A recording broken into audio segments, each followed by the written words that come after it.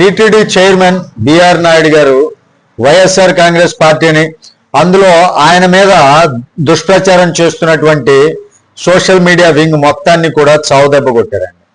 యాక్చువల్గా gag order తీసుకురావడం అనేది దొడ్డిదారి విధానం అని ఏదైతే వైసీపీ ఆరోపణలు చేస్తుందో, మరి గతంలో వైఎస్ జగన్మోహన్ రెడ్డి గారు కూడా వివేకానంద రెడ్డి గారి హత్య కేసులో గ్యాగ్ ఆర్డర్ తీసుకోలేదా?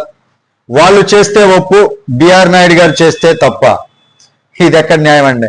ఒక రకంగా చూస్తే ఇది జగన్ వేలుతో వైఎస్ఆర్ కాంగ్రెస్ పార్టీ కంట్లో పొడిచినట్లుగా అయిపోయింది. అసలు బిఆర్ నాయుడు గారు ఈ గ్యాగ్ ఆర్డర్ తీసుకొని రావడం వెనక ఉన్నటువంటి ఉద్దేశం ఏంటి? ఇప్పుడు వైసీపీ చేస్తున్నటువంటి ఈ దుష్ప్రచారాలు ఇంతటితో ఆగిపోతాయా, లేక వైఎస్ఆర్ కాంగ్రెస్ పార్టీ నెక్స్ట్ ఏం స్టెప్ తీసుకోబోతుంది?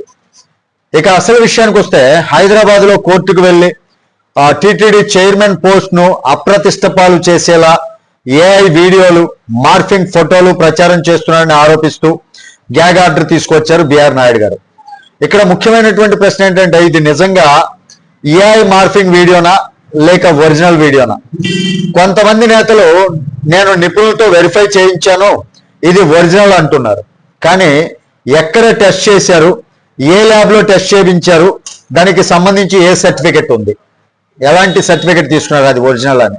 ఇక్కడ నా విశ్లేషణ ఏంటంటే, ఇప్పటి డిజిటల్ యుగంలో ఏఐ మార్ఫింగ్ అనేది చాలా సులభం అయిపోయింది. అలాగే ఏఐ కాదు అని చెప్పడం కూడా అంతే సులభం. అసలు నిజం తేలాలంటే ఫోరెన్సిక్ ల్యాబే టెస్ట్ ఏదైతే ఉంటుందో, వీడియో టెస్టింగ్ ఒరిజినలా అది మార్ఫింగ్ అనే టెస్ట్ చేస్తారు. ఆ టెస్ట్ అనేది తప్పనిసరి. గతంలో గోరంట్ల మాధవ్ గారి వీడియోల సమయంలో కూడా ఇలానే మార్ఫింగ్ ఒరిజినల్ అంటూ పెద్ద చర్చ జరిగింది. అప్పట్లో కొందరు అధికారులు మార్ఫింగ్ అన్నారు. ఇప్పుడు అదే ప్రమాణాలు వర్తించవా?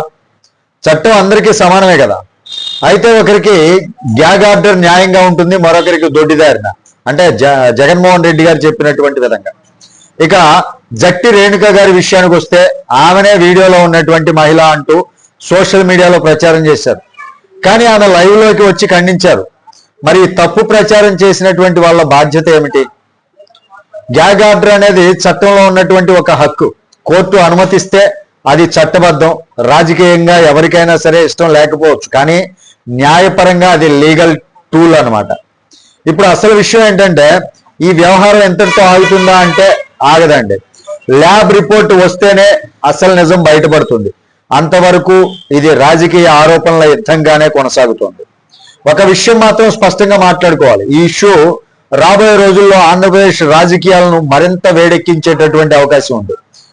మరి దీనిపైన మీ విలువైనటువంటి అభిప్రాయం ఏంటి అనేది కామెంట్ సెక్షన్ లో తెలియజేయండి. వీడియో నచ్చితే తప్పకుండా లైక్ చేయండి, షేర్ చేయండి, ఇంకా మన ఛానల్ కి సబ్స్క్రైబ్ చేసుకోండి. Thank you. జై హింద్.